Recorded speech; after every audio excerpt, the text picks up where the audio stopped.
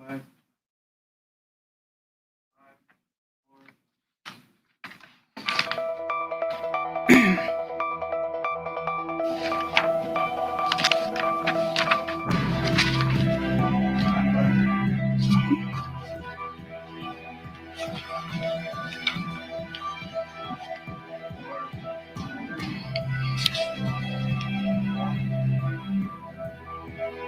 Good afternoon, everyone, and welcome to today's press briefing. I'm Donna Bush. I'm so glad that you could be here with us on our various channels, as well as with us live on Radio Cayman.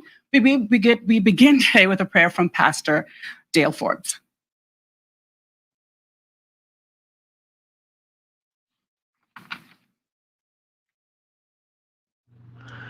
Eternal God, our gracious and loving Heavenly Father, we lift up our hearts to you in praise and thanksgiving for your protection during this pandemic. Thank you, dear Lord, for the knowledge you gave our government that enabled them to implement the measures that has helped us up to this present time. Father, in your word, you encourage us to pray for all that are in authority, that we may lead a quiet and a peaceful life in all godliness and honesty. We pray for our governor and members of government, that with wisdom and prudence, they may continue to administer their duties for the well-being of the people of these islands. I pray for the healthcare professionals, for the frontline workers who are always in the face of danger, trying to keep us safe, that you would watch over them and protect them and keep them in all their labors. Father, I pray for the people of these islands, that as they see your mercies extended, they may come to know you in a personal way through the saving grace of you, our Lord and Savior, Jesus Christ. In thy name we thank you and praise you. Amen. And thank you, Pastor Forbes. We welcome our panelists this afternoon, His Excellency the Governor, Mr. Martin Roper, Premier the Honorable Wayne Panton, Deputy Premier the Honorable Christopher Saunders, Minister for Health and Wellness the Honorable Sabrina Turner, and Minister for Tourism and Transport the Honorable Kenneth Bryan.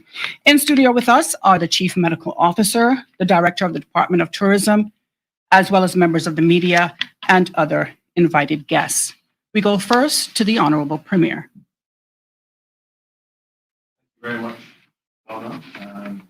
Good afternoon to the people of the Cayman Islands who are watching on the various channels, and let me extend a hearty good afternoon as well to the ladies and gentlemen in the studio with us.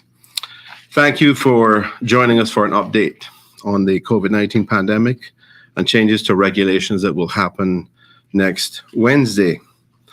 The great news is that we are still in a good place with no community spread of coronavirus in the Cayman Islands. We ask the public to respond to government's challenge to take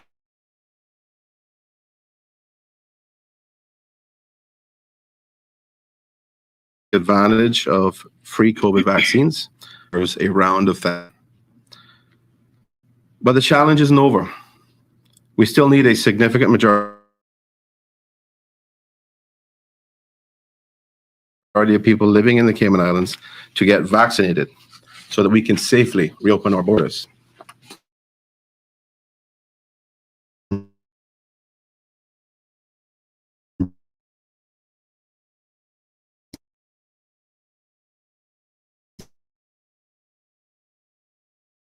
British Airways.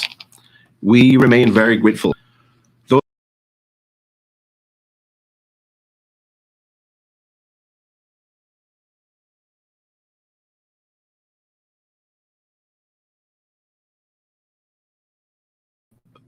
Who still have questions or concerns,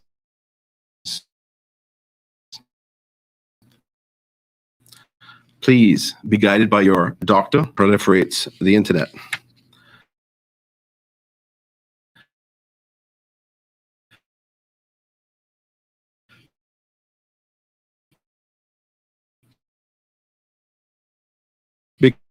Because we're in a good place, we're announcing today that the quarantine is being reduced to 5 days.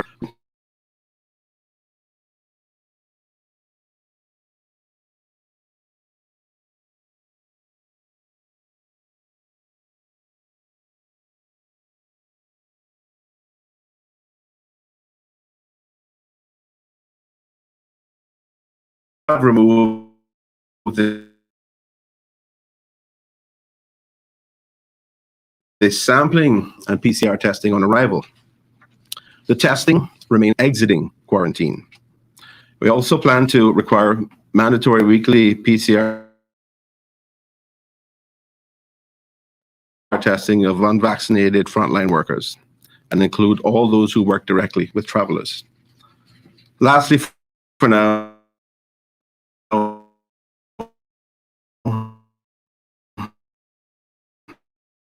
beginning 1st July, those who quarantine at a government facility and who have taken non-essential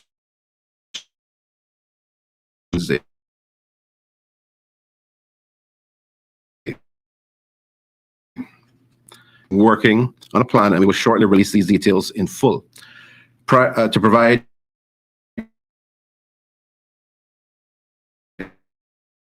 a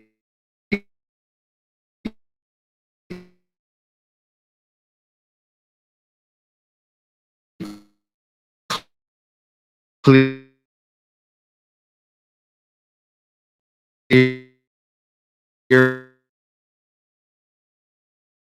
phased approach got into hands of the opposition that the previous administration had a year or more to come up with even the basics.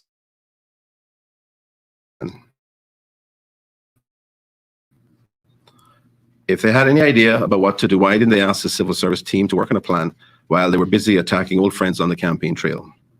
But they didn't. And so my PAC government, since coming weeks with the civil servants and medical professionals to come up with a plan that allows us to safely reopen our borders and get our full economy moving again. I wish to thank them for all their hard work and to apologize again for the fact that they have had to give up family time and personal time, including long holiday weekends, starting in May, and in some cases, well-earned vacations, in order to work on our plans in the interest of a responsible and prudent reopening plan for the benefit of our country and our people. I found it humorous that when pressed by a reporter yesterday on why there wasn't a plan left by the last administration, the former premier answered by not giving an answer, which is something he's a master of doing. He also said that if the opposition was in government, they would have announced a reopening date 4 weeks ago. Why did they wait until this week to speak up? I think it's because they know that we have a plan and we are finalizing that. It has been a plan that we've been working on from scratch, and we have been doing that for the past 6 weeks. The fact is the former administration never had a reopening plan. If they had, they may have been returned to office, but they didn't, and they weren't.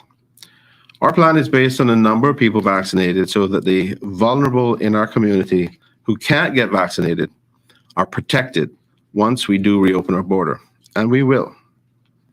Under our plan, we will slowly reintroduce tourism without having thousands of people at the airport. We have too many examples of regional territories and countries who have tried and gotten it wrong, and the cost of that happening is worse than taking a bit longer to try to get it right. When we do publish our full plan in the next few weeks, it will drive confidence and allow us to realize the things that we want to see as a country and a government. Business committed to training and hiring our people and returning to stability. The truth is that we had initially planned this press conference for a week ago, but scrapped those plans when we realized that there was potentially some new medical information that we needed to clarify prior to moving forward.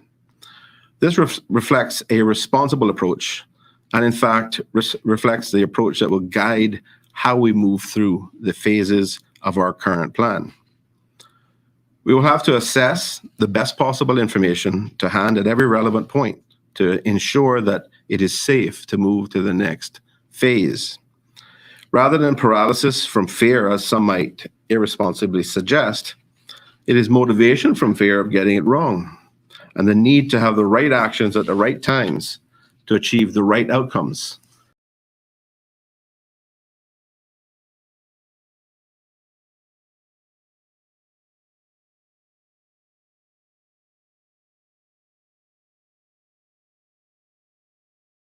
worse is through vaccine take-up and health protocols.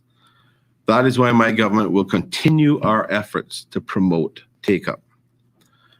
Our significant success so far has put us in a good position, and while we can be proud of that, there remains work to be done. Our plan represents a degree of safety we want to achieve. Getting us back open, though, is the hard part. The easy part is, or was, lockdown. I certainly appreciate that it took some calming of nerves to take a decision to lock down, but we know that it was the insistence of the medical community that caused government to take the lockdown position.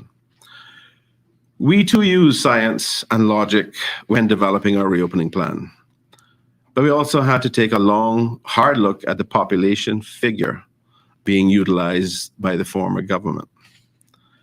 In the absence of current population census numbers, we asked the ESO to work with us to ensure the assumed number of 65,000 was as accurate as possible. This has led to a revised conclusion that there is likely around 71,100 people living in the Cayman Islands. Obviously, that impacts the vaccine take-up calculations. The latest medical advice suggests that a target ratio as high as 80% of the population may be necessary to achieve herd immunity. Using 80% of 71,100 provides a target of just under an additional 17,000 people in our population that we need to fully vaccinate.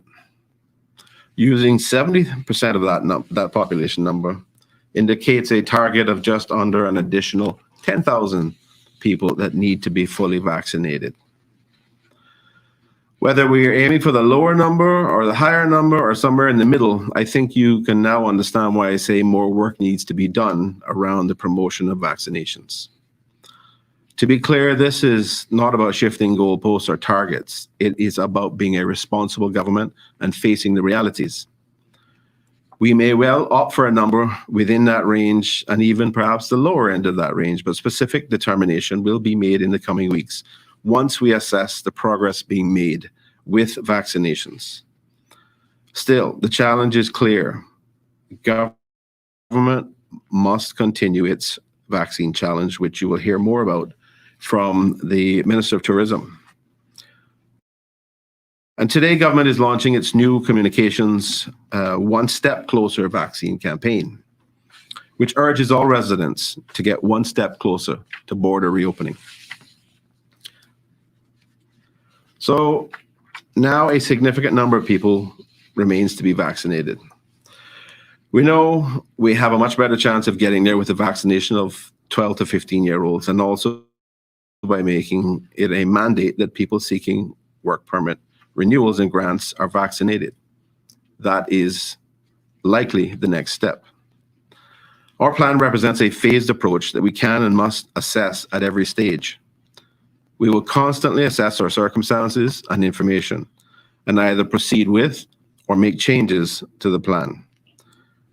Ours is a plan that puts people over numbers. While I agree that there are many people, especially those in the tourism industry, who have been without jobs for far too long, it is incumbent on this government to ensure their safety and the safety of all residents once we reopen our borders.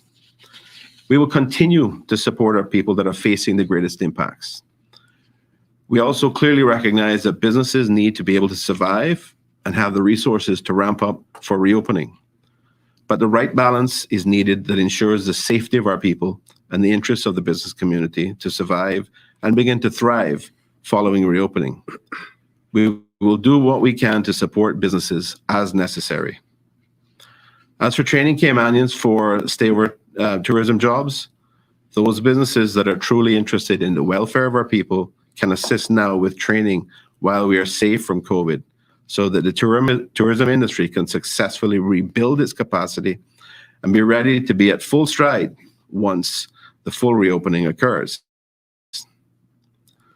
I thank the opposition for proposing a reopening date of the 1st of September, but the plan we will adopt and publish currently has the introduction of tourism beginning in the mid in the middle of September or in mid-September during slow season so that we can restrict and manage the numbers of people to allow for the collection of data gathering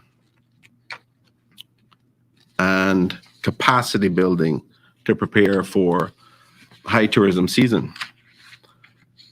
A very important point is that we also specifically did not want the reopening to occur at the same time as the commencement of our school year.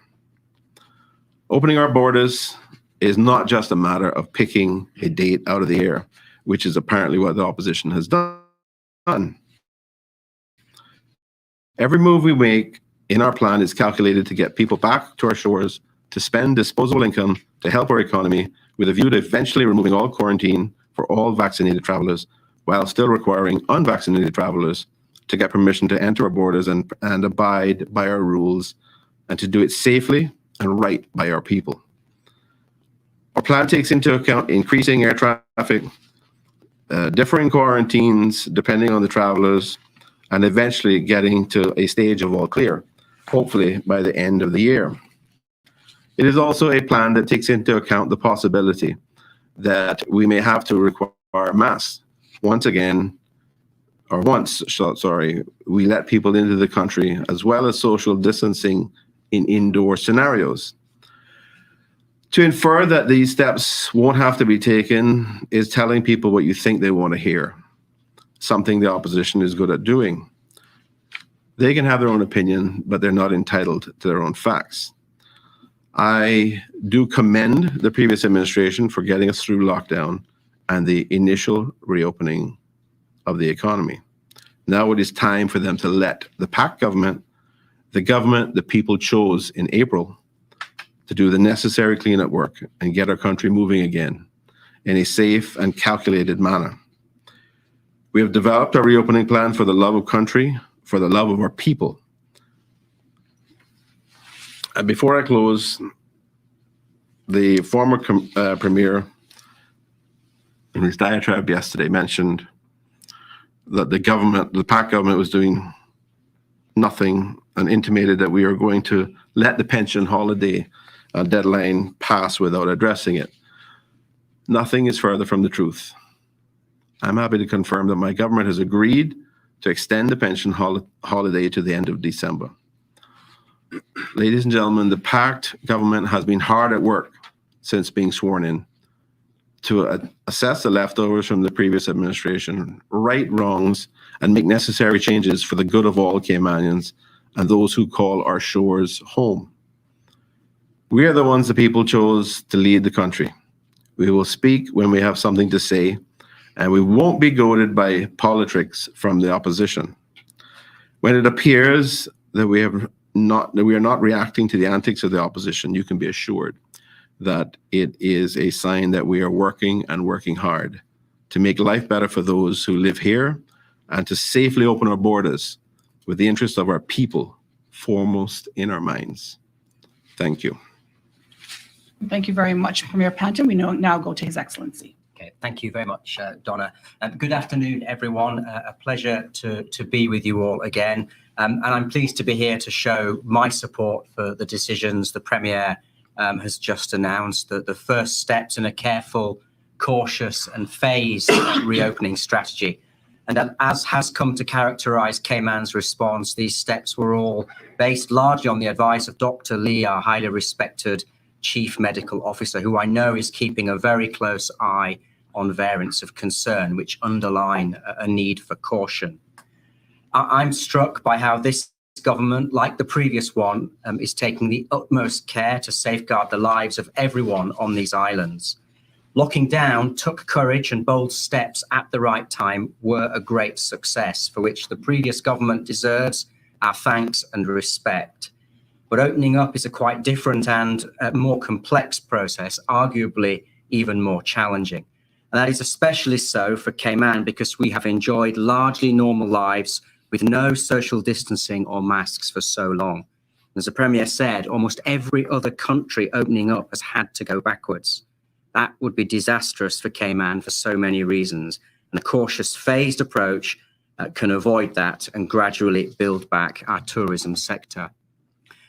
The absolute top priority now is to get more jabs into people's arms. I would just like to say thank you to the Premier and his ministerial team for a wonderful effort to get increased vaccine take-up in recent weeks to ensure we did not waste any of the precious resource. On vaccine take-up, we are in a relatively good position, and even based on the latest figures from the Economics and Statistics Office, 66% of the population have had at least one jab, and 56% have had both. But we do have a very long way to go. Now, the UK is supplying us with an additional 12,000 doses today on the BA flight, and we will be able to secure more, but we do need people to come forward and use those doses that are being sent today. And I am very pleased that we've taken the decision to vaccinate children aged 12 and above, because that is a very sensible decision for us in Cayman, given that very few of our young people have been exposed to the virus, and so we'll need this added protection. But we do need to vaccinate a significant number of additional people if we're going to get within that range of 70 to 80% of the population vaccinated. But that prize is within our grasp. And we all need to recognize that vaccines are working incredibly well, far better than the scientists dared hope. And the data from the UK is abundantly clear. Vaccines stop you getting seriously ill or dying, but they do not stop COVID circulating, risking you catching it if not vaccinated. On Monday, Public Health England issued a press release on the efficiency or efficacy of the Pfizer vaccine against the what's known as the Delta variant, which is spreading rapidly through the UK at the moment. The excellent news is that if you have had both doses of the Pfizer vaccine, it is 96% effective in preventing hospitalizations, which is a quite incredible figure. So please do come forward and take both jabs as soon as you can. It really is the best way to stay safe. For those of you hoping to travel to the UK this summer, we have been trying very hard to get Cayman added to the green list, meaning that you would not need to quarantine on arrival. Our strong vaccination record, lack of community transmission, as well as our new genomic sequencing capability, which allows us to detect all variants of the virus, should stand us in good stead.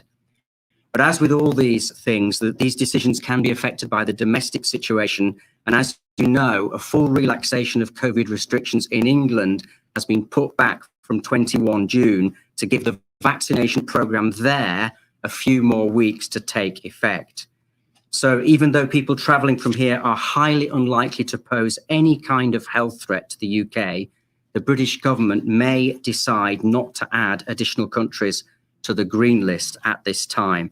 And I know that is frustrating because we all believe Cayman should be green. We will continue to make that case, but I do think the genomic sequencing capacity is a significant change from last time. So we have a lot to be proud of in our COVID response, and I do just want to say a thank you to the Civil Service Programme Board, chaired very ably by our Deputy Governor, for preparing fully considered and comprehensive advice to ministers, and to Travel Cayman for their continued excellent management of the evacuation flights and persons in quarantine. We are now on a path to reopen the border. To help that effort, the whole community needs to rally around a renewed effort to get more jabs into arms. Thank you. Thank you very much, Your Excellency. Deputy Premier Saunders. Thank you very much, Donna. And good afternoon to the listening public. I just want to take a brief moment just to kind of provide an update as to where we are with government finances for the first 5 months. Now, I just want to make a note that the numbers I'll be focusing on today will be, The number I'll be focusing on today will be those of central government. We're still trying to bottom out the numbers for the SAGCs, which is the statutory authorities and government-owned companies, because there seems to be a little lag in their reporting. But what I can report to the Caymanian people so far is that for the first 5 months of the year, we're looking at an operating surplus of approximately 175 million, which is 18 million or 11% better than a budget of $157 million. I want to note that this position that we are at the end of May, is actually $75 million better than where we were for the first 5 months of 2020. of 2020, where we had an operating surplus of $100 million. We achieved this operating surplus by having total operating revenues of $525.5 million, which was $43.5 million, or 9% better than budget of $482 million, and was also, again, as I mentioned, $100 million better than for the same period in 2020. Our total operating expenses for the first 5 months in central government was just under $351 million.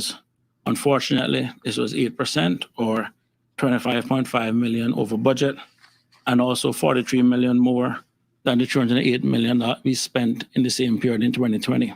So just in short, our revenues are doing better than we did last year by $100 million, but our expenses are also up from the same period last year. Now, our bank balances at the end of May was just under $571 million. So we're still very cash healthy from that standpoint.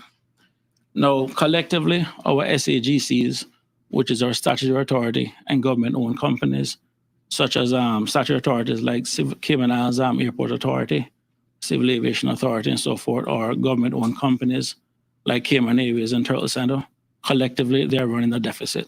And that is expected because a lot of them are basically heavily dependent on our tourism sector being vibrant. What I can say is that we are definitely watching our cash very, very closely.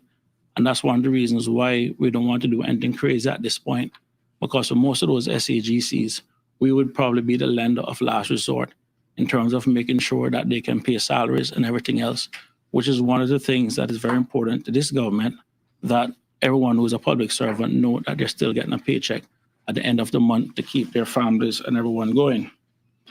What I also want to touch on, and this is very important, is that if you look at last year, for example, for the first 5 months, the government had an operating surplus of $100 million. But then for the last 7 months of the year, the government ran a deficit of $190 million to actually finish last year, central government, with a $90 million deficit. So it is important for us, especially in the latter part of the years, that we actually have the cash on hand to basically make sure that we can meet any demands that pops up. Now, even right now, while we are at $175 million surplus, for the last 2 months, we have actually had a deficit of roughly $23.5 million, which is averaging roughly around $11.7 million per month for the last 2 months. Now, this is actually down from the $27 million on a month average that we were last year. So last year, for the last 7 months, the government was averaging around $27 million deficit, whereas right now we're actually averaging $11.7 million deficit as we come out of the first quarter, where we made a lot of money from the financial services from those fees coming in. One of the things, though, I just want to touch on is that when this government came into office, the last budget that the previous government left for us, which was a pre-election budget, estimated that government would have had a deficit across all sectors of $157 million. They expected that core government, central government that is, would have had a deficit of $98 million, and they forecasted that the SAGCs would have had a deficit of $59 million, which would have given us a total government deficit of $157 million for this year. What has made this more challenging is that we found out afterwards that the tourism stipend, which is run at around a little over $5 million a month, was not budgeted past the month of May. So in essence, the government forecasted that there would have been no stipend payments for tourism past the month of May. Had we turned around and included that at least $35 million, we're talking about now an entire government deficit for this year of $192 million. And also, the $2,000 that was actually promised on the campaign trail to increase it by from $1,500 to $2,000 per month. Had the government go that route and included that in the forecast, then the deficit for this year would have been over $200 million based on what it was that they were forecasting. Now, we recognize that we are still living in challenging times, and we are going through the operating budget and trying to get the SPS and everything finalized. And one of the most important things for us is to make sure that, one, we keep our expenses low as possible. Many civil servants, many public servants are working very hard despite several vacancies just to achieve what it is that we have today. So this is not very easy. At the same time, we need to make sure that we have enough cash on hand to also help the many people, or continue to help the many people in the tourism sector that is actually still meeting challenges as a result of the tourism sector being closed. Now, we also have to be mindful that we are in hurricane season, and there is also an active hurricane season plan. Again, we need to make sure that we have resources on hand to make sure that we can meet any challenges that the country may face. Now, there are certain luxuries that the opposition have, and I can tell you, I've been there for the last 4 years, that you don't have the same luxuries on this side. At this side right now, decisions that we make actually have life and death situations. When we talk about the getting herd immunity of 70 to 80%, we also have to think about the other 20 to 30% that is not vaccinated. That 20 or 30% are largely made up of our children. We cannot just sit back and open the gate as is when we have a lot of children under the age of 12, thousands of children. Also, their parents unvaccinated. These are the type of decisions that we have to deal with as a government. Now, it's very easy, like I said, coming from that side, and I do appreciate. But at the same time, I'm a little bit disappointed, and the reason being is that when we were in opposition, and many business people could not get their way, and with the government, and I give the government credit where credit was due, where they stood firm, many of those business people called us in opposition, and our response was simple. The government has information, and we're going to have the one voice approach in this pandemic. We're not going to politicize it. And it's just rather ironic that the same government who started the policy of putting people over profits have now basically started to cave to the cry of the business community. We get the same cries, we get the same complaints, and we do understand. But at the same time, we can always rebuild our economy. We cannot rebuild lives. We have yet to have attended a COVID funeral, and we very much like for it to stay that way. So with that said, and we are, like I say, watching our finances closely. And I really want to thank the thousands of public servants who have rised up, meet the challenges, and have allowed our finances to remain strong. And that's one of the things that we definitely need to go, especially as we go through the rest of this pandemic, and also as we go through hurricane season. Because we have got to be mindful that that is also something out there that we have to deal with. I just want to touch on one thing as also the minister responsible for labor. Opening up the economy requires also bringing back a lot of foreign workers. We have got to be realistic and realize that we also do have a housing shortage as it stands right now. I mean, just about every single condo or every single room in this island is actually full one way or the other. And that's one of the things that led us to sit with ESO to try to get the population number revised up in terms of to see what the true population is. Because we are hearing the same thing. We see the traffic, we see the could have been 65,000, especially considering that in 2019 it was close to 70,000. So we're already seeing the domestic activity. So as we start to open back up the economy, we need to start consider the housing issue we have. We also have to consider that many properties now that are part of the rental pool may go back to the Airbnb market also. That again also compound the challenges that we may have. So there's also the social aspect and the infrastructure aspect that we have to look at. We're also mindful that many of our people who are receiving the stipends are not applying for jobs at this time. And that's one of the reasons why we want to push a jobs drive to start to encourage them, because businesses will need time to train up people and everything else. But I will leave the Minister of Tourism to speak about that also.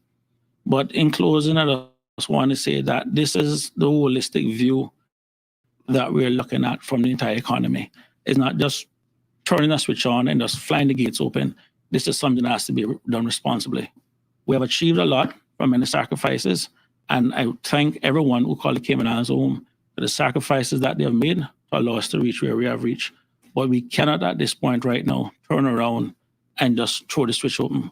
We've seen what happened to St. Kitts.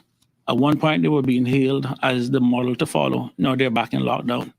And as the governor said, just about every single country that has reopened has gone back into lockdown. We do not want the Cayman Islands to become that statistic also. And that's the reason I want to thank the Premier and all my colleagues who have spent countless families to really and truly work for what it is that we're developing. And all I can say is just continue to watch this space. Thank you very much. Thank you, Deputy Premier Saunders. We now go to the Minister for Health, the Honourable Sabina Turner. Good afternoon, and thank you, Donna. Thank you, everyone, for joining us this evening. It is my pleasure to be here with you, and today we are pleased, and as alluded to earlier on by our Premier, the changes in regulations that will take into effect as of June 23rd, which I'll go a little bit more in detail. As previously stated, the reduction of quarantine for a period of 5 days for incoming travelers who have completed an approved course of vaccination against COVID-19 disease at least 2 weeks before traveling to the Cayman Islands, and of one of the approved vaccinations as provided by the Chief Medical Officer. Please note that the quarantine period for unvaccinated travelers will remain at 14 days. Vaccinated travelers whose vaccinations cannot be securely verified will have to quarantine for 14 days. Now, reinstating a mandatory 72-hour pre-arrival PCR testing for SARS-CoV-2, the virus that causes COVID-19, for all incoming travelers, irrespective of their vaccination status prior to arrival in the Cayman Islands. The removal of sampling and PCR testing for SARS-CoV-2 that causes COVID-19 on arrival for all incoming travelers. PCR testing for SARS-CoV-2, the virus that causes COVID-19, to remain for all travelers exiting, and the requirement for mandatory weekly nasopharyngeal sampling and PCR testing for unvaccinated frontline workers for SARS-CoV-2. These will be defined in a list provided by the Medical Officer of Health and will include all of those working directly with travelers, such as Customs and Border Control officers, airline staff, Owen Roberts International Airport, and other port workers elsewhere, port security staff, Travel Cayman customer-facing operatives, and those assisting with compliance, staff working in government quarantine facilities, including cleaners and those providing transport.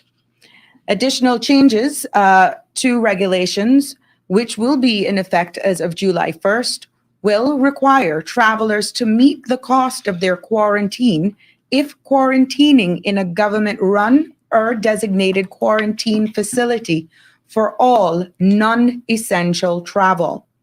Essential travel being defined as travel for medical reasons with an approved doctor's referral letter, or travel for approved government business, or students enrolled in an educational facilities who are attending classes overseas with requisite proof.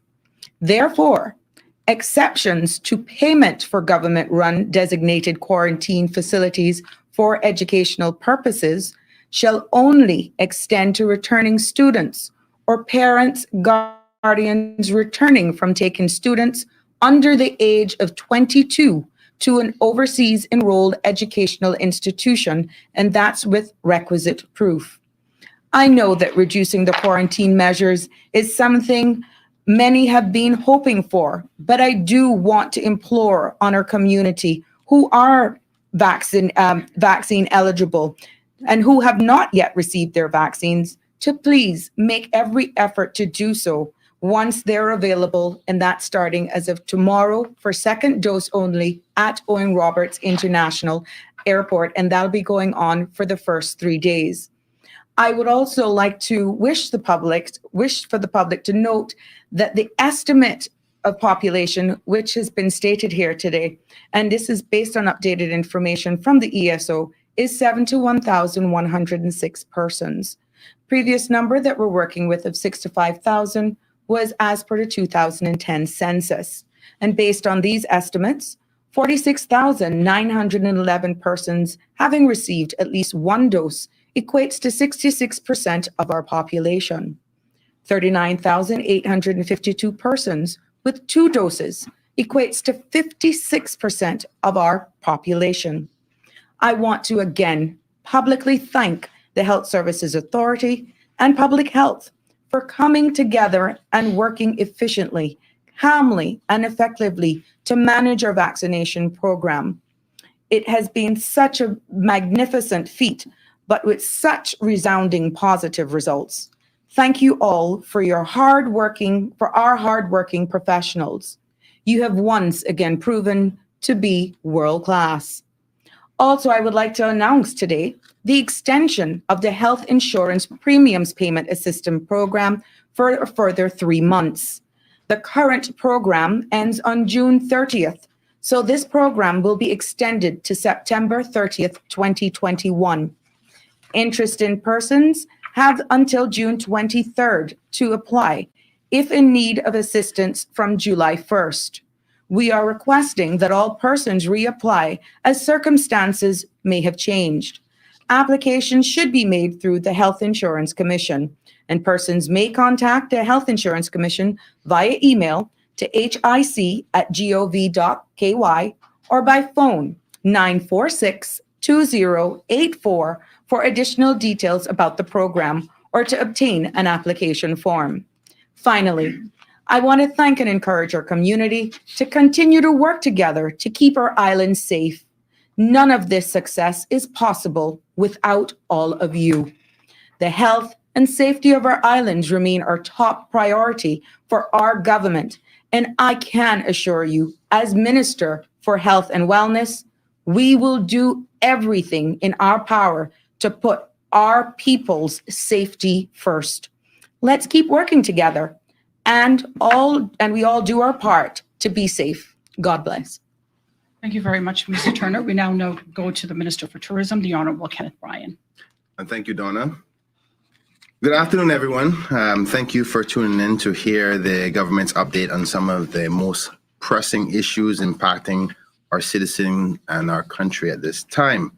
You may hear a little bit of repetition, but repetition is good for emphasis. Contrary to what the members of the opposition would like the public to believe, the PAC administration has been consistently working on a broad spectrum of issues which impact the quality of life for our people. Finalizing the plans to safely reopen our borders is just one of the many subject areas that we have devoted a great deal of time and attention to, because our goal is not only to get it right, but to get it right the first time. The last thing that we want, or any one of us wants, is the risk of another lockdown or potentially worse, death. From the Ministry of Tourism's perspective, the majority of the current activities have been focused on things either related to the border reopening plans or related to the issues created by the border closure. In recent weeks, members of our senior leadership team and I have held meetings with a variety of key tourism stakeholders to discuss the matters pertaining to their respective sectors or to our tourism industry. For example, we have met with the representatives of the Cayman Islands Tourism Association, better known as CITA, to discuss their plans and logistics and preparation for reopening, given that the interest of our Cayman people must remain at the top priority. During these meetings, the ministry has underscored that to our tourism partners, the government operates on a Caymanian first basis.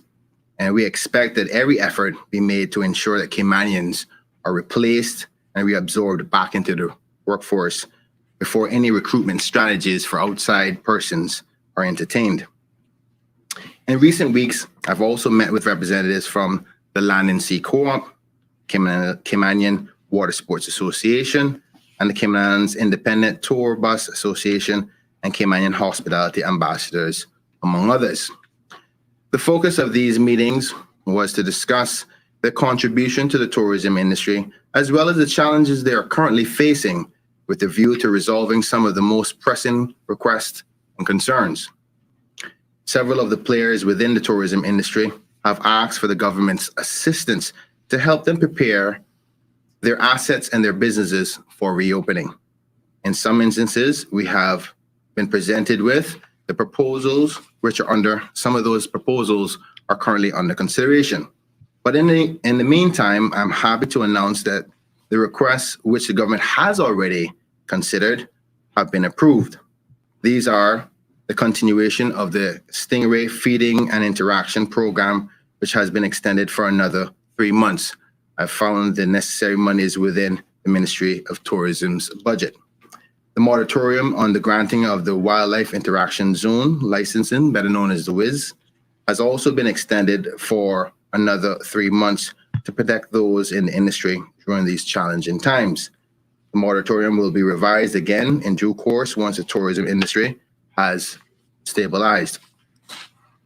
I would like now to turn my attention to the tourism stipend, and I can confirm that the payments for the months of June are currently being processed by my ministry.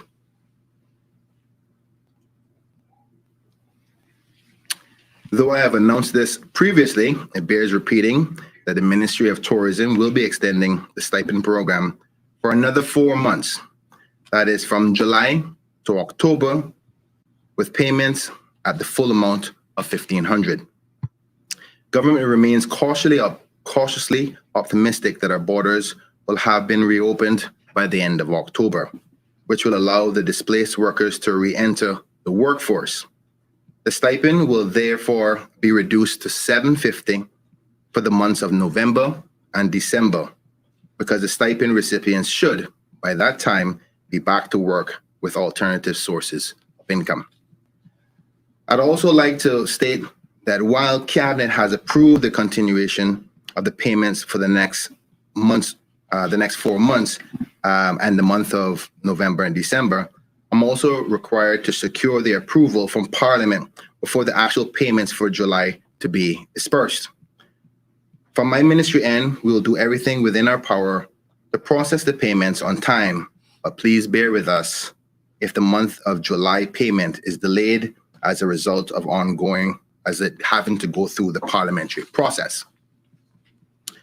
While I'm on the topic of stipend, I would like to announce that the ministry will be issuing a survey that we're asking all stipend recipients to complete to help us gather the necessary information and data to make informed decisions going forward in relations to work. The survey will be mandatory because the information we're seeking to collect will identify things like how many of our displaced workers are fully unemployed, how many wish to return back to the industry versus how many of them have moved on to new opportunities. It will also tell us how many persons work in the cruise sector versus the stayover.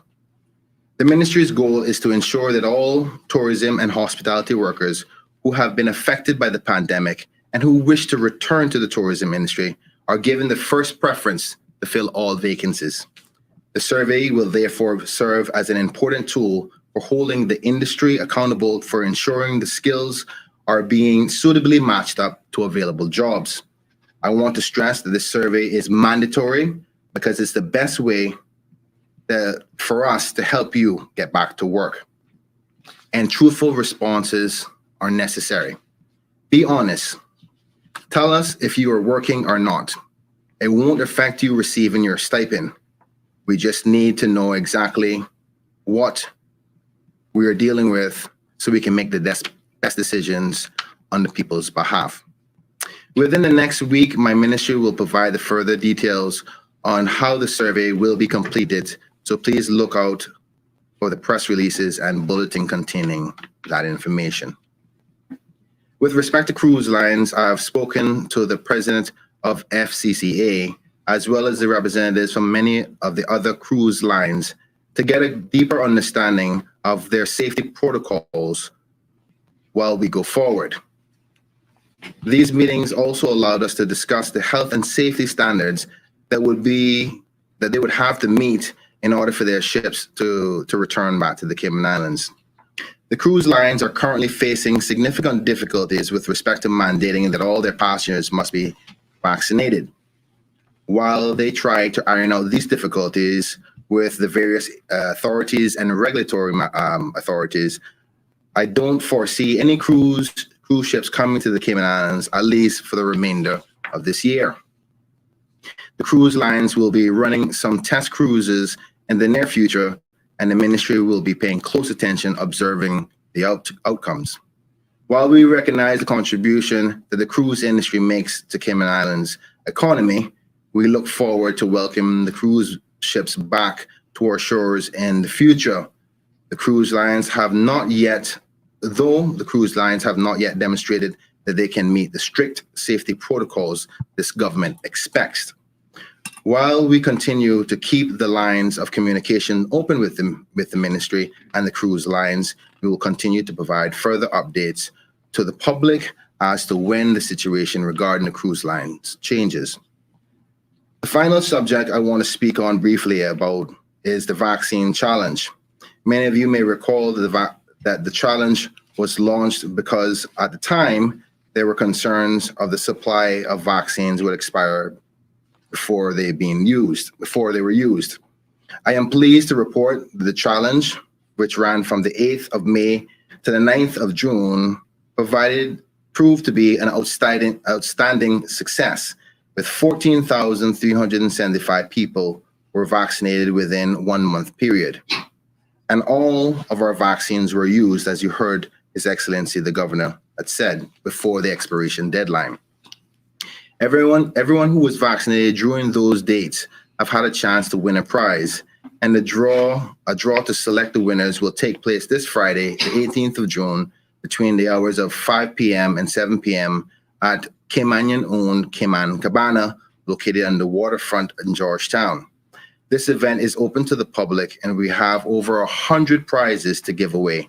So I hope that many of the people who got vaccinated will join myself and my colleagues on Friday for the draw, as Ms. Cayman will be doing the drawing. I'd like to take this opportunity to once again thank all the businesses and entities and individuals that generously donated the prizes to help ensure that our precious vaccines did not go to waste. Trust me, without your help, I don't think we would have made the mark, and many of those vaccines that are lifesavers would have gone to waste. So again, on behalf of the PAC government, thank you so much. When I launched the vaccine challenge, government was still working on the assumption that our population was 65,000. But as we've heard from the Honorable Premier, Honorable Deputy Premier, and the Minister of Health and Wellness, the true figure is actually 71,100, and an increase of over 6,000 more people. This means that we're not as far ahead with our vaccine programs as we thought we were. Using the revised figures, we're now only 66%, or 46,928 of the population have had at least one dose of the vaccine, and 55%, or 39,090 people, have completed 2 doses. What this is telling us is that we still have quite a ways to go before we achieve the acceptable figure that will allow the government to confidently set the date to reopen our borders. As a responsible, people-centric government, we cannot provide approval to open the country's borders until we can be confident that our people are significantly protected. And so, faced with a new reality, I will be launching a new, bigger, and bolder challenge that I'm hoping that will provide a stronger second push to get us across the finish line with respect to the vaccination percentages. For the next vaccine challenge, I intend to raise $100,000 in cash, which will be divided up and given away at a draw 2 weeks after we have achieved the 80% target. Everyone who has been fully vaccinated and is either Caymanian, permanent resident, or work permit holder will have a chance to win. Unfortunately, for those who may have been on vacation or just visiting, you will not be allowed within this draw. I'm sure that the Cayman Islands has some of the best corporate citizens in the world. And I know that we are also fortunate to have a successful financial services industry. Given that we are the wealthiest country in the Caribbean region, I'm taking a bigger and bolder step, and I'm seeking to raise that $100,000 through donations from the larger businesses, corporations, law firms, accounting firms, real estate agents, and property developers, hotels, and the like. We hope, apologize.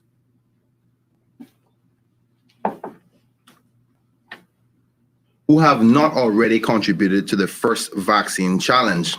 And I'm sure the only reason that they held back from donating to the first one because they were waiting for the second challenge. I realize that this is a significant sum of money, but I firmly believe that with the collaboration and cooperation, it can be obtained. If 20 good corporate citizens or wealthy individuals just gave $5,000 each, we can easily reach the goal. So I'm waiting to hear from you. The reality is, whether you operate within the tourism sector or not, we all have a vested interest in seeing our borders reopened. And so I'm urging the businesses who can afford it to please make a contribution of $5,000 or more to this new enhanced vaccine challenge initiative. To pledge your contribution, please email mottvax@caymanislands.ky, and that's mottvax@caymanislands.ky. Or call our ministry at 244-1259. That is 244-1259.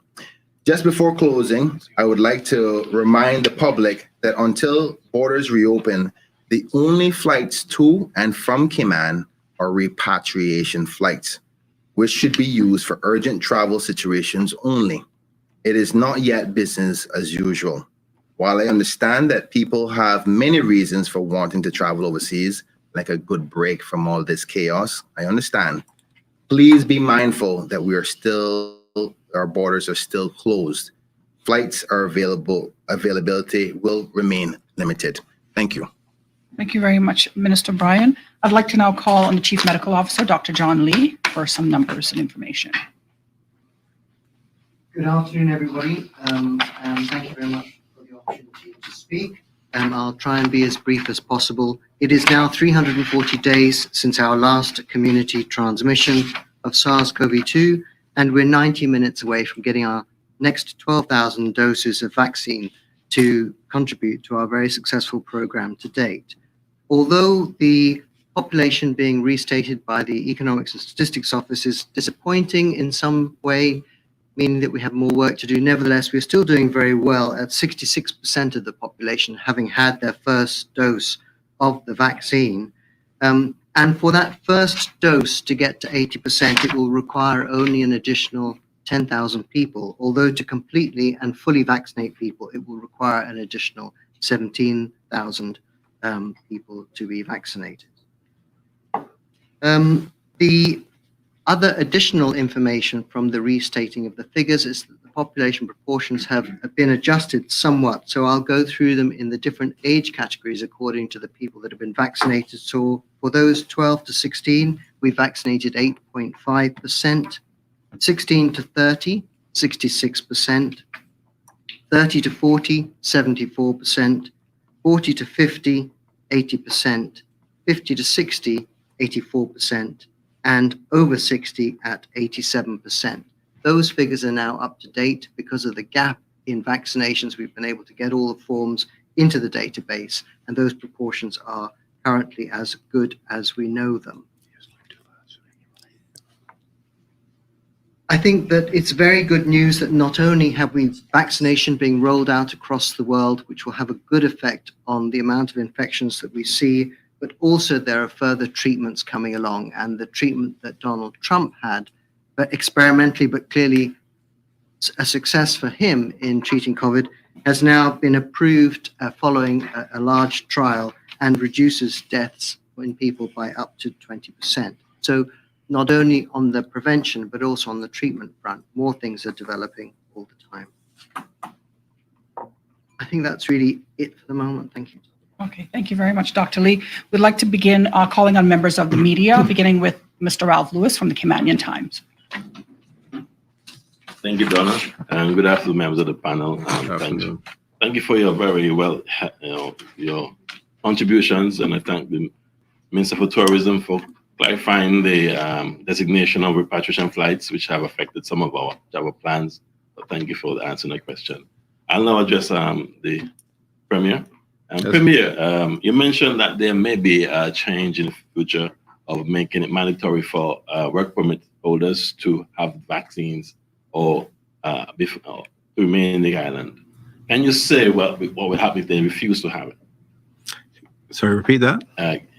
You mentioned earlier that there may be a classification of a mandatory requirement for work permit holders to have vaccinations to remain on the island. And if someone refuses to take the vaccination, would they have to leave the island, or they can make another arrangement?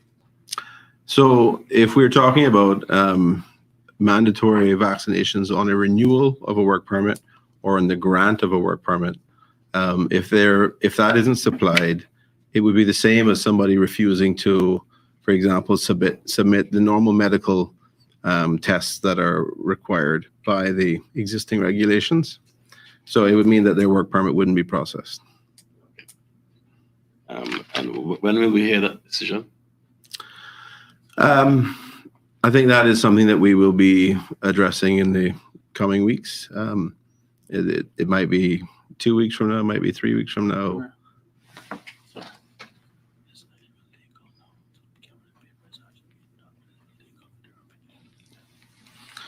Yeah, so it is something that's actively under consideration at this point. We have had the government legal department have a look at it, and I think they are happy with it. I think you will remember, and other members of the press will remember that we had a situation where the Turks and Caicos basically took the very strident position that all people on work permits had to have the vaccination. That's not the position we're taking. We're saying if you have to renew your work permit, or if you are going to apply for a new work permit, you need to provide this data, this confirmation. In the case of what we're proposing, it seems clear from the legal position that we are on solid ground in doing that. We're not breaching anyone's human rights, and we're not being disproportionate or unreasonable. My next question is, there's a saying that the race is not for the swift, but those who can endure. Is that the position that the PAC government has taken in regards to their future plans in trying to open up the borders? And if so, can you assure the country that the PAC government or the government will make sure that we can endure whatever challenges that may face? Thank you. Well, of course, we're trying to, ensure that we strike the right balance. Would we like to be very swift and get to make up this 18,000 in vaccinations? Yes, but Dr. John Lee has just confirmed that we're getting a new supply. I think he mentioned 90 minutes, and Governor Roper mentioned the amount of 12,000 doses. So that's not going to be enough to get us to that number. Would we like to get there very quickly? Yes, because it would change the options that we're considering. But the reality is we have to look at the facts and look at the realities that we're dealing with and balance all the interests and plan on that basis so that we can provide a rational and reasonable approach, which provides people confidence, the people of our country as well as the businesses of our country. I think we can confidently say that where we're at now, where we're proposing to go forward with our plan, will instill that confidence. I have one more question before I make way to my colleagues behind me. There's significant pressure coming from the business sector to open the borders. That happened previously, Yes. and there were some responses that remember that it's people before profit. There's some indication that some business may close down in the near future, and their employees may not have jobs. And what will you say to those business owners who sought to put pressure on you and your government to open the border? Well, I mean, I think we certainly have to bear in mind the realities of the businesses. As I've said in my remarks, we don't want to get things wrong. We want to try to ensure that when we are ready to go, that the businesses are able to ramp up and sort of hit the ground running. It is not something that we are unaware of in terms of the challenges that businesses are facing. But we can't, if we get it wrong and we end up having to go backwards as other countries have done, then that will be the end of those businesses likely. What I'm hearing from a lot of them is that they would rather wait until we get it right so that they can use what resources they have available to them to ramp up and move forward in a positive manner without having the risk of us having to go backwards. It's as I said, we understand the challenges. I mean, the Deputy Premier mentioned the calls being made to the opposition last year during lockdown.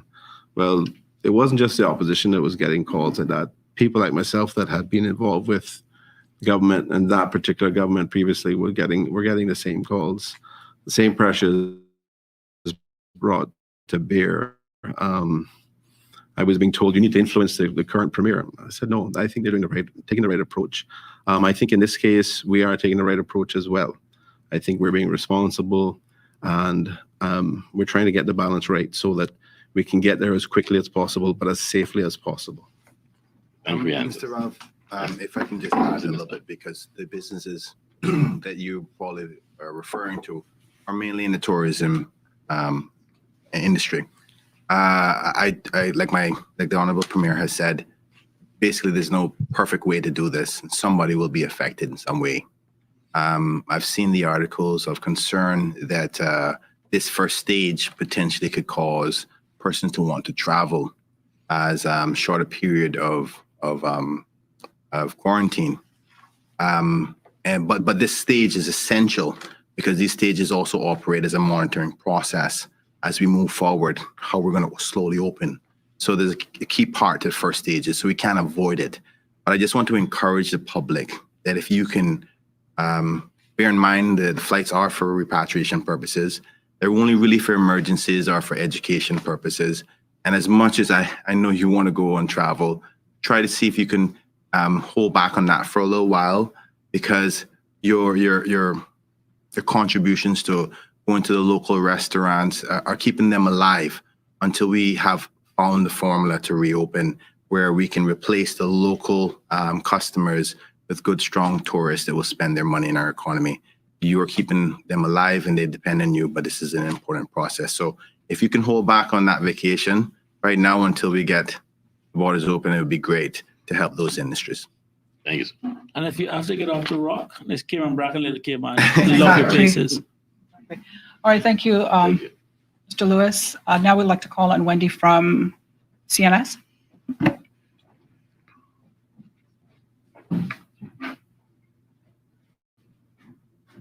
Thank you, Donna. Good afternoon, everybody. Good afternoon. Can I just clarify? 12,000. You said it's difficult to hear at the back. Yeah, it's about, Doses. I think it's 11,700. 12,000 was round. So they come in 2 boxes, so we're getting 2 boxes, which is 11,000 doses. We're going to need more. Yes. Yeah. So has that order been placed? No, So you Not at the moment. I mean, we obviously we had a big challenge to use what we had originally, so we want to see again that those 12,000 doses will be used, but we can get more and get more quickly.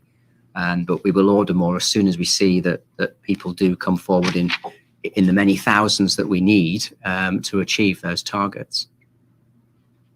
Okay, thank you. the population figures which have thrown everything out seem pretty wrong.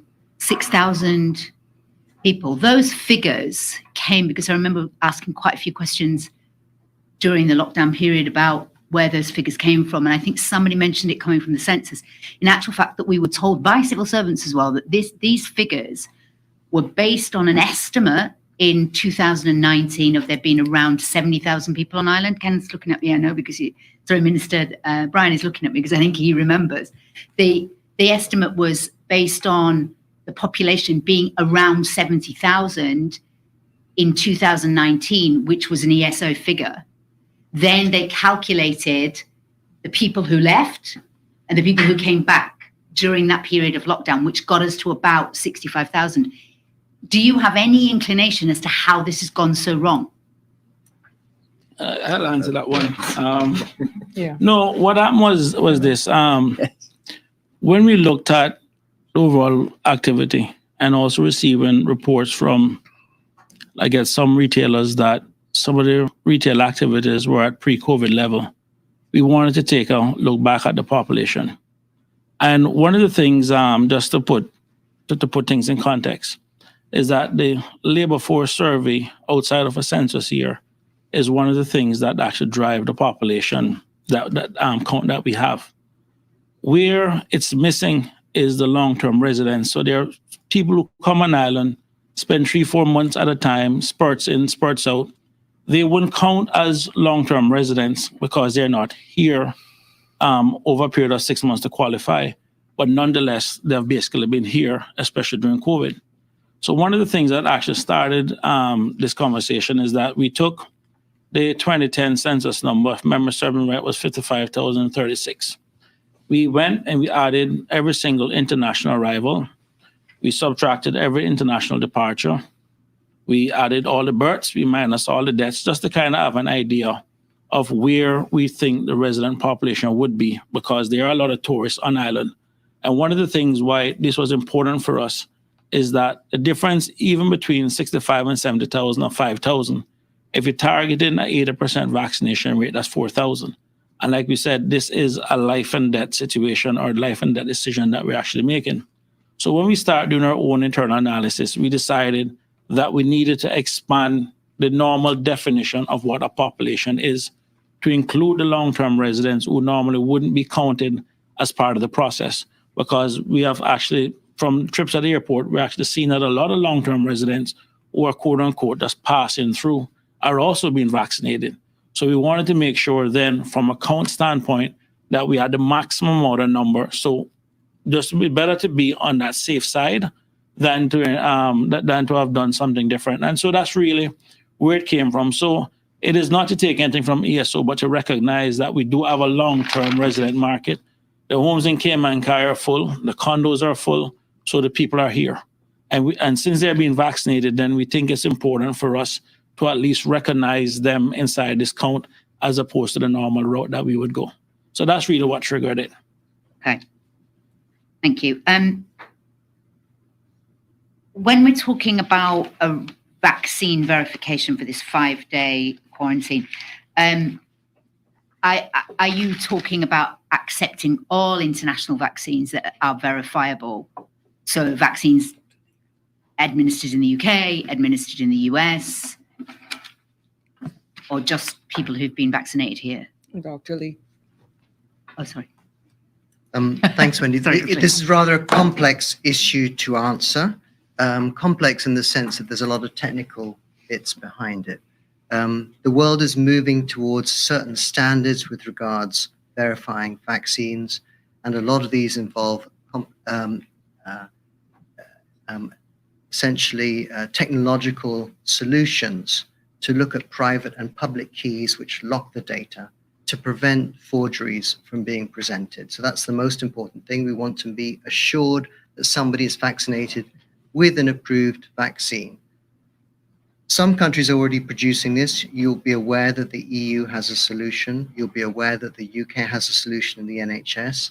The US are on the verge of having a solution, and Apple has already indicated its preferred technology for the solution. The only reason I'm saying Apple is it's an indication that the industry is likely to go down that way, because if a large technology firm chooses something, it's likely to be adopted in a quite widespread way.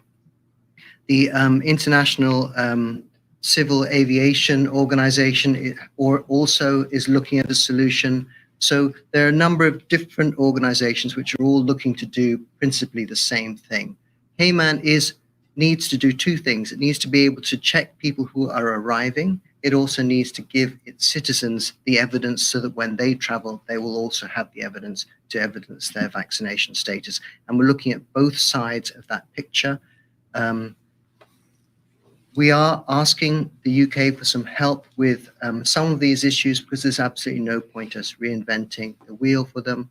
As far as Cayman, people who've been vaccinated in Cayman demonstrating to the world, we are looking to Cerner, who is the HSA's hospital information system provider, to work through them and through the organizations they're working with, so that anybody vaccinated here will be able to evidence when they travel abroad.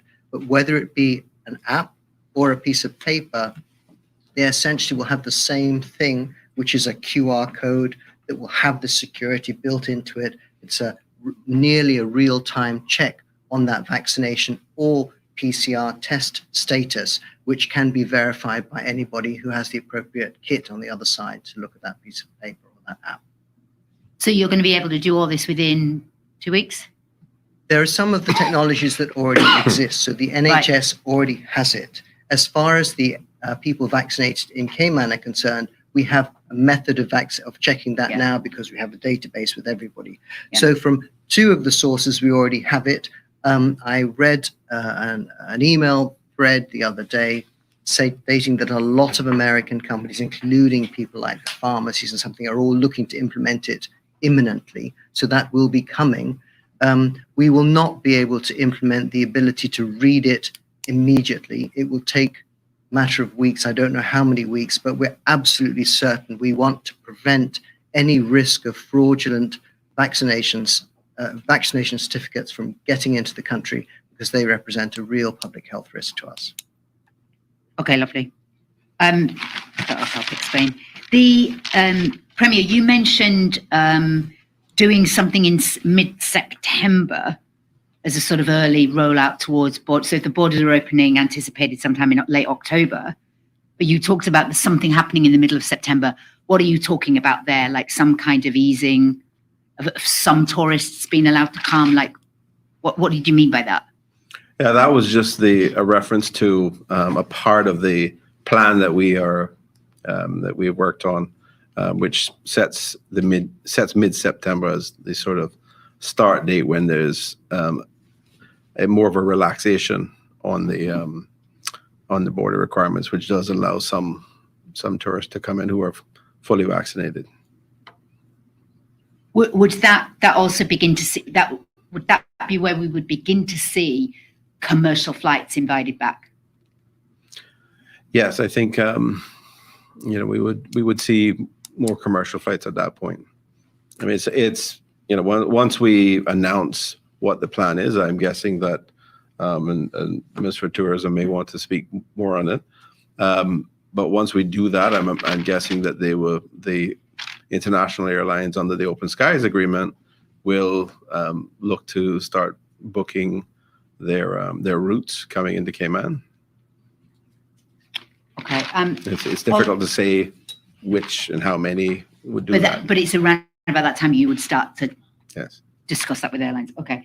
The other thing is, what's the motivation behind the idea of dropping the test for when people get here and bringing back the pre-test? Like, can you explain why you've moved onto that mode? It's just to secure ourselves that knowing persons will not be able to board a flight, being positive and understanding there are different variants of concern that are out there. And but as we enter into the various phase approach, as we embark on reopening, the volumes may be a little bit much to undertake locally. Okay. And if I can just assist the minister in respect to this, from a airport's perspective, it makes it become more difficult. As you know, there's expectations that a lot of people are going to want to come. And if everybody's required to do the test at the airport, it's going to become more difficult. And the fact that they have to get an exit test, they will always be in a controlled environment. So even if they're tested or if they're positive when they land, they're still going to go into quarantine regardless. So it saves us some money, saves us some space, and it's more convenient for the passenger to enjoy in the event that they are not positive. Glad you mentioned money. How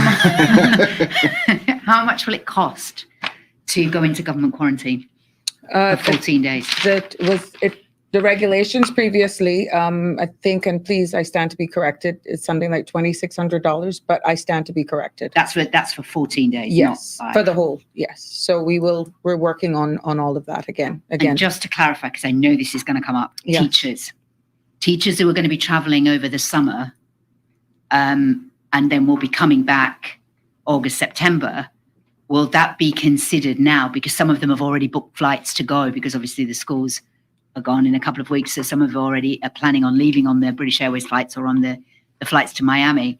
Are we going to be charging them when they come back? Well, as we said, as essential travel. Education. It's education purposes. Now for holiday, that is a fine line. We're flirting with a lot of stuff there. And we're really trying to discourage as much as inviting as it can be for vacation purposes. But that is something I'm quite sure that we'd be willing to entertain and look closer in the coming days, understanding that previous or prior arrangements must be made. Okay. Considering who they work with, it is definitely something that we looked at very seriously. Definitely. We'll make accommodations. Yes. I was just going to say, because I know that it's one of the problems of like retaining staff to make sure that they actually come back. Yes. So, We don't want to do that.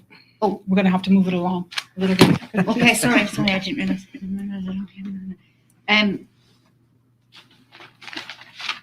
Sorry, you've put me under pressure. I'm under pressure. I think I've only got one more actually.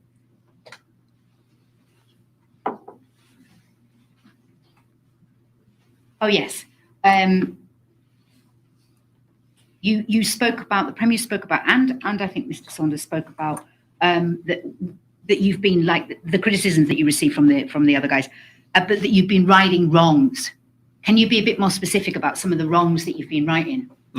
Well, you can start with the stipend. I mean, at the end of the day, I think it's rather the height of political hypocrisy that you go out and you campaign about raising the stipend from $1,500 to $2,000 per month, but you didn't even put it in the budget past me. So if they were returned as a government, what were the plans? Because they actually did not include that inside their forecast. So, I mean, one of the things that I do recognize, and there is a temptation, and as I said to my colleagues, I no disrespect, but the last time these guys were in opposition between 2009 and 2012, they were ruthless and they were relentless, and they didn't support one thing that the government of the day did. So are we expecting anything different? The answer is absolutely not. I must say, though, that I thought that they would have at least extended the courtesy of not trying to politicize this issue. And like I said, we got many complaints from business people. And our policy, which we supported then, was one, there'll be one voice on this issue, as not to politicize it. We saw what happened in countries where it became political. People didn't want to get vaccine. People denied many of the sciences and all that. We didn't want that here. And I'm a little bit disappointed that they chose now to move away from the policy of putting people over profits to now just being driven by the business community. And I understand that, but they are where they are simply because, one, they listen to the businesses and not the people that they were elected to represent. And that's the God's honest truth. Any more? Thank you, Wendy. Thank you very much. Reshma from the Compass. Thank you, Donna. Good afternoon, everyone. Good afternoon. So I want to take that last point first. That wasn't how I planned my schedule, but so Mr. Saunders, when are we going to get your plan for expenditures and so forth for government, the SPS? Actually, that's actually going to be tabled in the Legislative Assembly next month. What I can say is that we have completed the first round already of numbers. We are pushing back on some of the numbers that have been submitted for the simple fact that, one, some of the numbers are pretty much way out there. And then two, as I said before, we want to make sure that we take a very tight approach, a very conservative approach in terms of trying to make government finances be in a position to help those who remain vulnerable. What I can say, just even over just over the lunch break earlier, I was having a side conversation with the deputy governor. And when I do recognize that what we inherited, it is literally 192 million forecasted deficit. But we also cognizant of the fact that many public servants are working tirelessly with a lot of vacancies. And what I said to the DG is that if we can beat that deficit considerably, and when all of this is done at the end of the year, we'd very much like to at least stick in maybe even a half a month's salary or a month's salary somewhere for all the public servants who have really stepped up to the plate, because I can tell you they have been working extremely hard. We are near long hours. We see them working. The men and women in uniform are doing an exceptional job.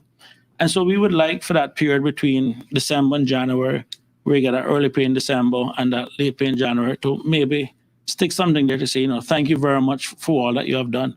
But again, that's going to be dependent on our cash position and our finance position. But if we can hold the line that we're holding now and still remain very tight on expenses, and again, that's coming at a considerable cost to many people because of vacancies and so forth, we would really like to say, you know what, thank you very much. I think the country owes them that much. So we more than likely is going to end up still in a deficit position, but hopefully it's not as worse. And then that will give us a good cushion going into 2022 in terms of where we can start. But ideally, we want to make sure that by the end of the SPS period of 2024, which is the next 3 years, beginning next year, that we have returned the country back into a surplus position and that we are fully compliant with the FFR. So that is a goal that the government has actually set. Okay, thank you for that. So when you made the announcement of the 5-day reduction, Premier, the questions started coming about people who are already in quarantine or who just got in. Would they get that special privilege, or is it only, it's going to be maintained from the Wednesday? And also, what about people who are coming in say Tuesday? What happens in cases with them? Well, I certainly sympathize with their views and their feelings, but the position is that it is going to be effective from that date going forward. So, as in the past, when there have been changes, it is from that day going forward. Unfortunately, those who are already in quarantine will serve out the full quarantine period. It's obviously there are a number of good reasons for it, but that's how we have typically done it, and I think that's the way we want to move forward. Remember also, that under the new regulations, I think we bring back in the pre-arrival PCR, so that would have given an added. So those that would have come in would not have actually done the pre-arrival PCR. So technically, they wouldn't have technically qualified. Okay. I also got questions coming in from parents who are vaccinated and their kids are not. What's going to happen with them? They're still going to have to do the full 14-day vaccine quarantining with their children, or the position has been quite clear for some time that is the case. Mm-hmm. Anybody who is in the same household with an unvaccinated person is treated. They're all treated as unvaccinated. Okay, I can say it, but they wouldn't listen to me. You say it. Continuing with the approved vaccines and the new regulations or the changes that are coming, what are the approved vaccines that you're looking for? I guess this would be a Dr. Lee thing. Yes. I don't remember if he gave the specifics, but The approved vaccines are currently the Janssen, Pfizer, BioNTech, Moderna, and AstraZeneca. The AstraZeneca from any of the different manufacturers. Okay. And just since I have you by the podium, I know you talked about the verification process and it's going to take some time and doing and so forth. But when it comes to the penalties for breaches and fraudulent certificates and training and so forth, who will be doing all these things? Is it going to be a separate entity, or is it going to be the same Customs and Border personnel at the airport? The regulations have not yet been put into law or written, so when they are, the details will come out in due course. I would imagine at the moment, just like any other verification of documents, the border force would be an appropriate place to do a check. Whether there is a check before people board or not will come out in due course, and we'll know that information. Okay. So in the Premier speech, he mentioned new medical information that came out that delayed the press briefing that would have given us all this information. What was that new? I mean, it relates essentially to the Delta variant. Everybody around the world is very concerned about the increased transmissibility of the Delta variant, the fact that it seems to be affecting younger groups of people. And there was key information that we were looking for about the efficacy of the vaccines. You will be maybe aware that it's been announced how good the Pfizer vaccine in particular is against the Delta variant. And so we're very lucky in that regard that we have that. And it was that piece of information in particular that I was very reassured to have. Now, we started variant testing or genomic sequencing here. Can you share any information on how that has been going? How many tests? It is still in its infancy in that the lab is still needing to work out its workflow and processes. It's a very time-intensive process. I know that on 2 occasions already, scientists have been working into the early hours of the morning, which is not an acceptable way or not a sustainable way of providing results. So we need to make sure that that doesn't happen at a routine basis. We have picked up a number of different variants to date. I'm going to hazard a guess it's about 5, I think. The UK variant, certainly one variant that's called the New York variant, which is not a variant of concern. It was just a variant that we've seen. I think it might be a variant of interest, but it's not a variant of concern. 2 related South African variants and one other, I believe. But not yet the Delta variant. If that happened, I mean, clearly it would be very newsworthy. We are looking to do genomic sequencing on all the positives that we have. We have the capacity to do that. We just need to give them a little bit of space to get their processes correct so that we can make sure that that happens. But it's not going to be a daily report at all.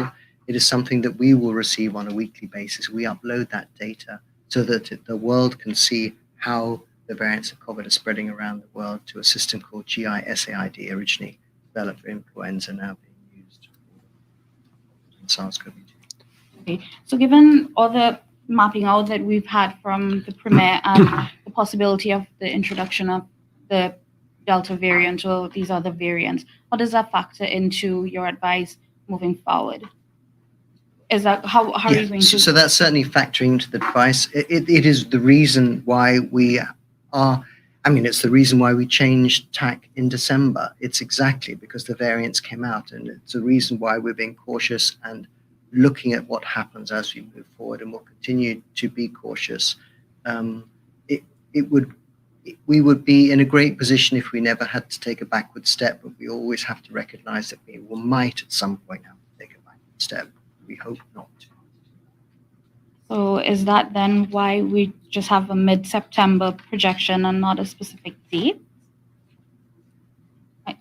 Premier?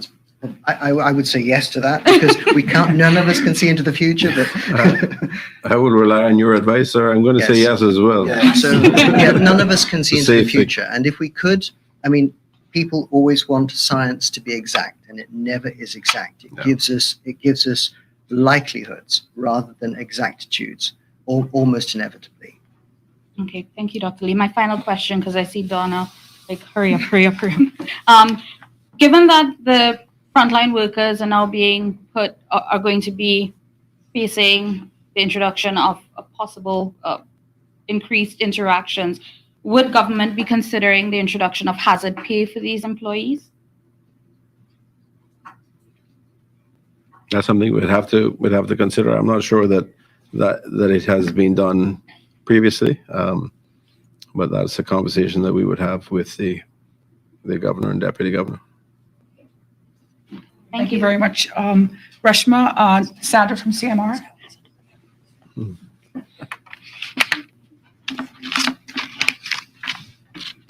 Hi, good afternoon.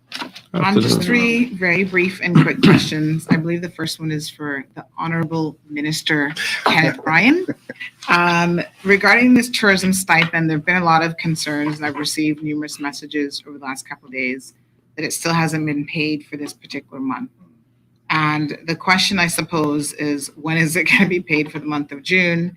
And then going forward with the extension, is there anything that the civil service can do to ensure that payments are done in a timely manner? Consistent.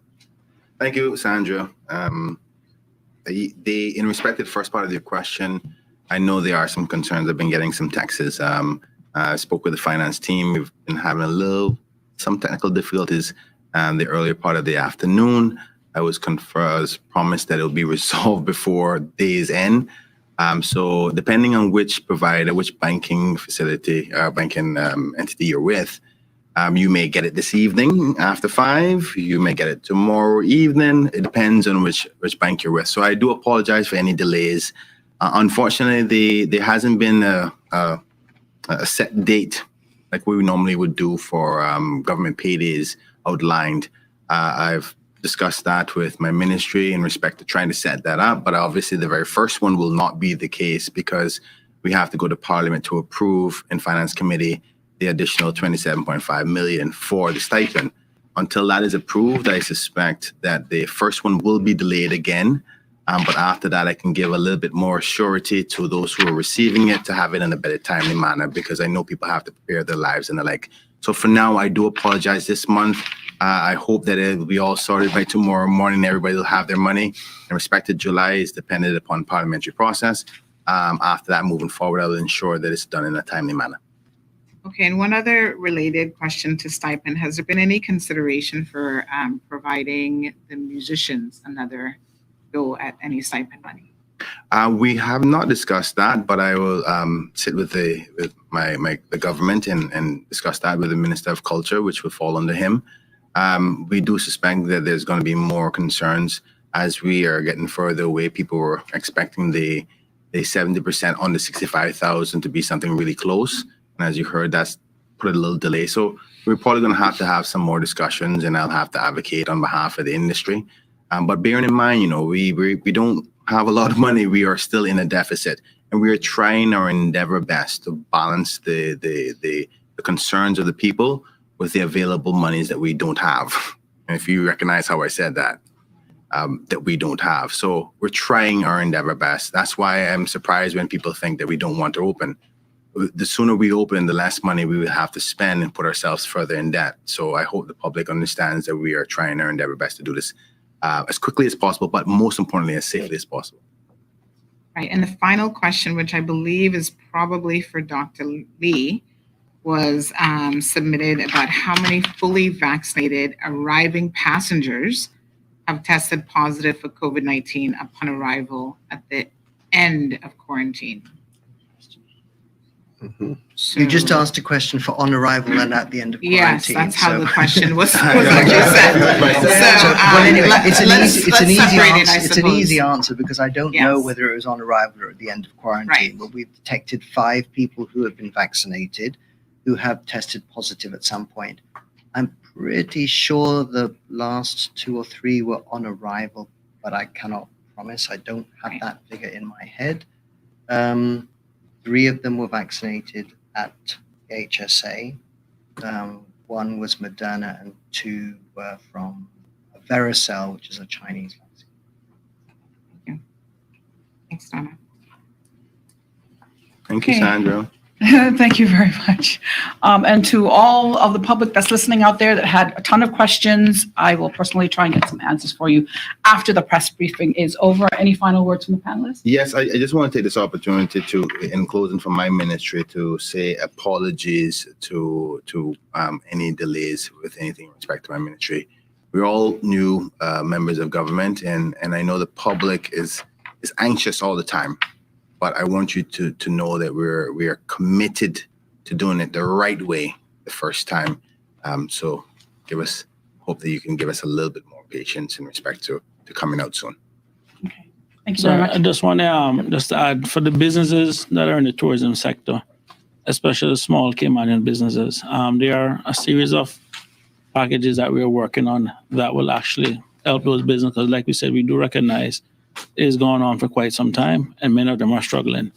And we're not talking about like a loan program or anything like that, something that can tangibly, visibly assist them. So I think more than likely the announcement may either come from Minister Brian or maybe Minister Andre Ebanks in terms of what it is that we may be looking to do. But they can rest assured that it's something that we are looking at and taking very seriously. All right. Thank you very much. Thank you to the public and, of course, to the media for joining us today, and, of course, to our panelists for sharing much desired news today with us. Remember, you can go online to gov.ky or hsa.ky for more COVID-related information as we begin.